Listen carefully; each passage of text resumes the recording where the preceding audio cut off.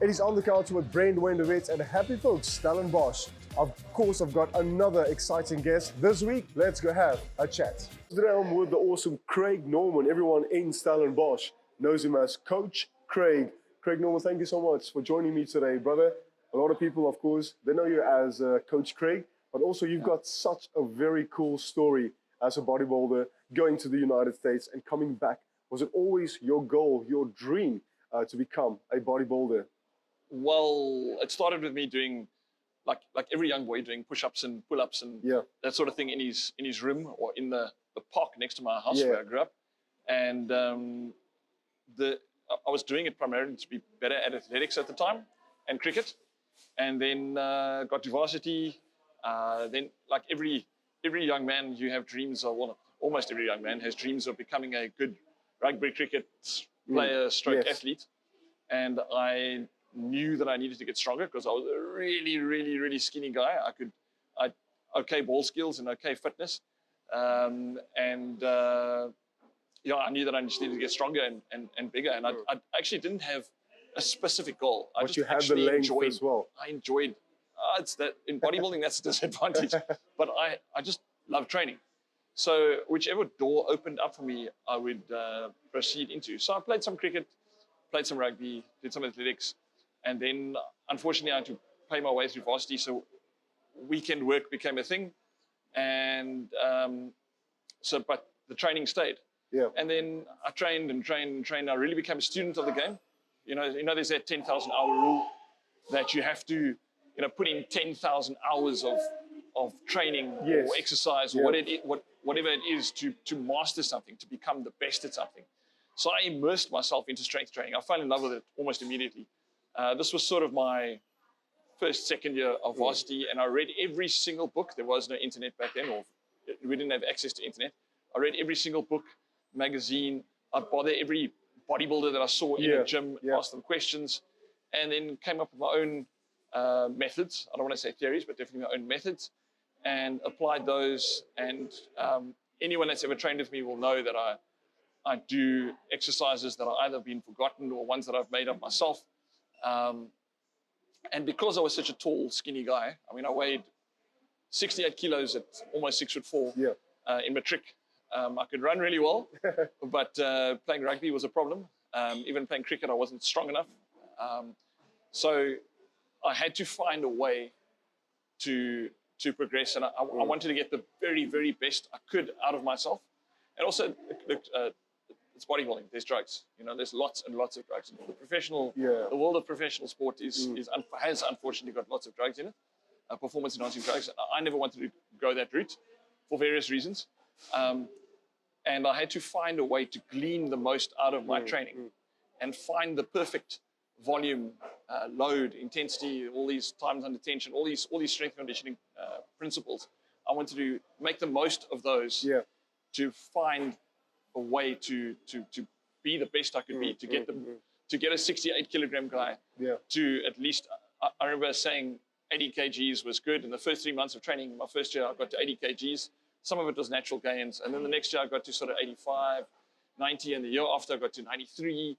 And eventually I clocked in at 122. So I gained 54 kilograms without drugs. Not many people have done that. But when I weighed about 93 or so, this shame he's passed away now, a guy came up to me in the gym and he said to me, do I want to do a bodybuilding show? So I'm like, well, I'm like the skinniest, okay, I weigh 93. He's like, no. You've got good symmetry and proportion and you're lean. Just, do the show. I'm having a show in 3.5 weeks' time. So I'm like, well, 3.5 weeks to prepare for a bodybuilding show. I barely know what to do. I knew how to get big and how to get strong. So that wasn't planned for the journey at the time.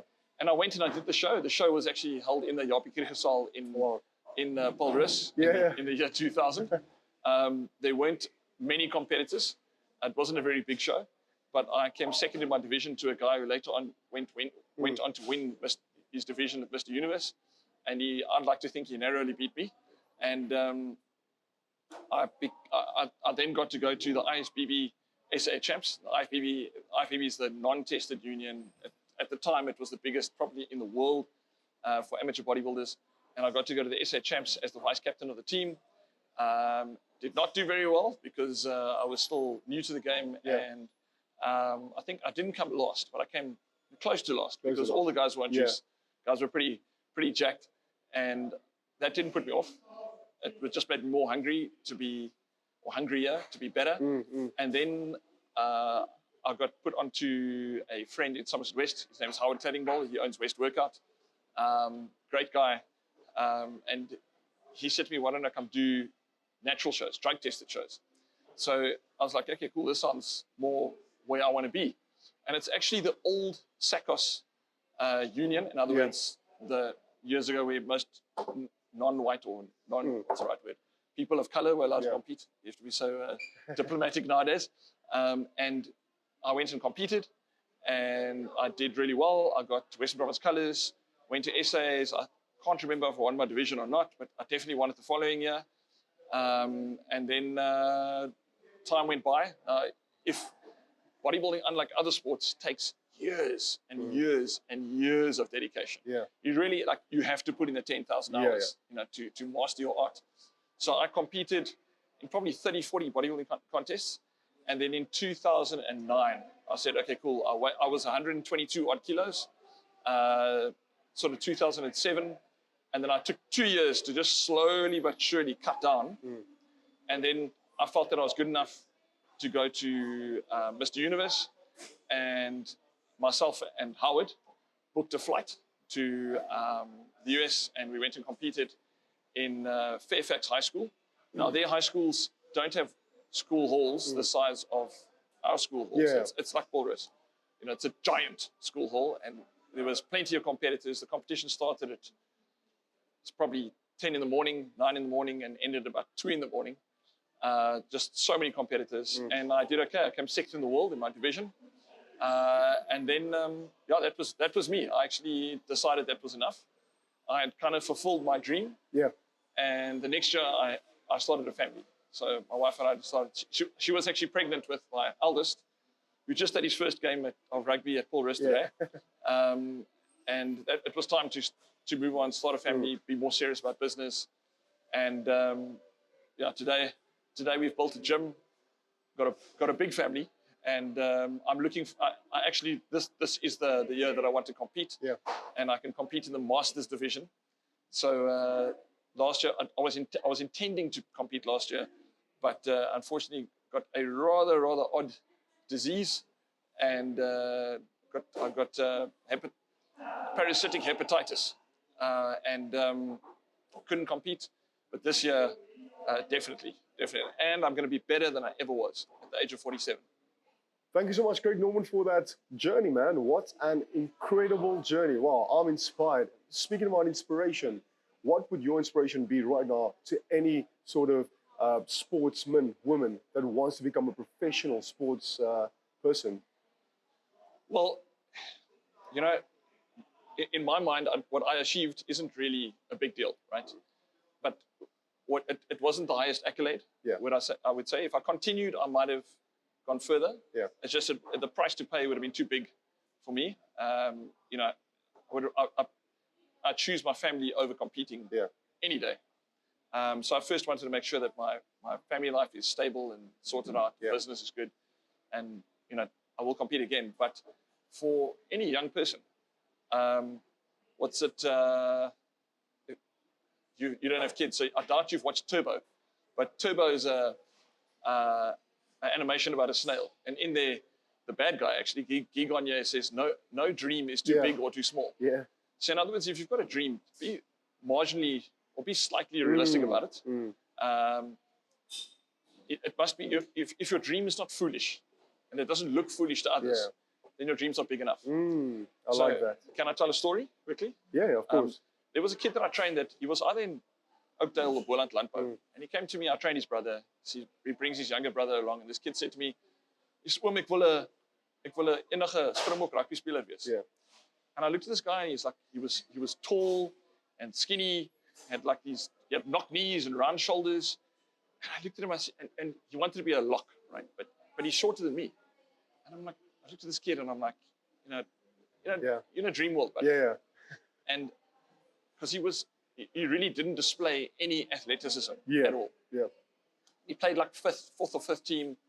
So I gave him a very basic program, because he didn't look like the kind of kid that could do, heavy deadlifts or squats and that sort of thing. He had too many structural deviations. Yeah. And off I sent him, he comes back and he's pretty big. And he says he's been doing all his drills on his own. And he suddenly was playing, I think he jumped to from fifth team to second team. And then he came back later and said, no, he's playing first team. Wow. And he went to the Natal Sharks Academy. And then he went abroad and played in France. I don't think it was a first division team. But now he's a coach. He got married. Wow. He also had a very strong faith. Who's the guy, if I may ask? I can't remember his name. Is it? I think his name was Pierre. Okay. Or his brother's name was Pierre. But he didn't become an international rugby star. Yeah. He's not a legend in the game. We get judged on our outcome, on our results, and not the journey that we travel. So, this kid went so far. So if you've got, average to above talent, and you really work hard, then you can exceed your expectations by far, or others' expectations of you. I definitely exceeded others' expectations. I mean, I remember this girlfriend that I dated for a couple of months, and her mom used to always say to me, don't even bother going to the gym, Craig. You're going to always be a skinny guy. Yeah. And I was like, I didn't even pay attention to it because I just enjoyed the journey so much. I didn't need to, nobody got me down. So, my little kid, I mean, he was a scrum half last year at the local primary school, played really well, goes to high school now. He's basically starting from scratch because the coaches don't know that he's good. And there's just so many good kids. So he just has to put his head down and keep going. And you will get somewhere. Yeah. Along the way, people give up. Some people get injured. Others don't grow. Others do grow. So, yeah. Craig Norman, thank you so much, man, for joining me today. We're going to go to that awesome game right now here at Happy Folk Stellenbosch. But one of those favorite expressions, you always inspire me with that. What's that one again? Well, plan to fail, fail. Well, fail to plan to fail. You've got to have a plan, man. Yeah. So many people walk into the gym or any aspect of life. If you don't have a long-term plan, like a really long-term plan, then, to me, I wouldn't say you're wasting your time, but you're probably never going to achieve what you want to achieve. So there must be some semi-ridiculous to ridiculous long-term plan. Really shoot for the stars and maybe you get to the moon. Is that what the expression is? But you need a plan along the way, and with what you think you can achieve, put it into a time frame, and then also the obstacles and shortfalls that you're going to face along the way. Take that into account. Yeah. So if but as I say, be realistic. As much as I love to dream, if I now at the age of 47 decide I want to become the world's fastest 100-meter athlete, it's not realistic. It's not realistic. But if you really know yourself, you must play the hand that's dealt to you. So I know that if I compete again in bodybuilding or fitness, I know that I can do something there. I really can. I know what my business can achieve. But we've got our goals for our business. From a personal perspective, with children and family, it's difficult because you don't know how your kid is going to develop. But I suppose, same with pretty much any aspect of life, there's always going to be that curveball that gets thrown at you. But without a plan, you are nowhere. Yeah. Craig Norman, thank you so much, man, for joining me today. What you're saying now, if you fail to plan, you plan to fail. Clearly, maybe, let's see, you didn't come with a plan for the awesome game at Happy Folk Stellenbosch. All right, so it's Six Nations rugby as well tonight. Well, I've got blue, he's red, so France. Wales. Let's see. Bottom of the lot. All right, Craigie, here we go. It's going. Yay! That's a 3.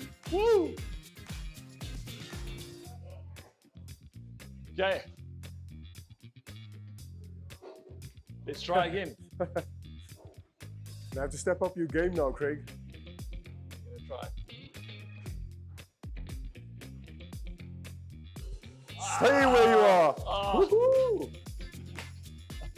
It's a victory for France. That's a wrap for today. Today we're having awesome sushi with the big man, Coach Craig. Catch you again next week. Happy Folk Stellenbosch.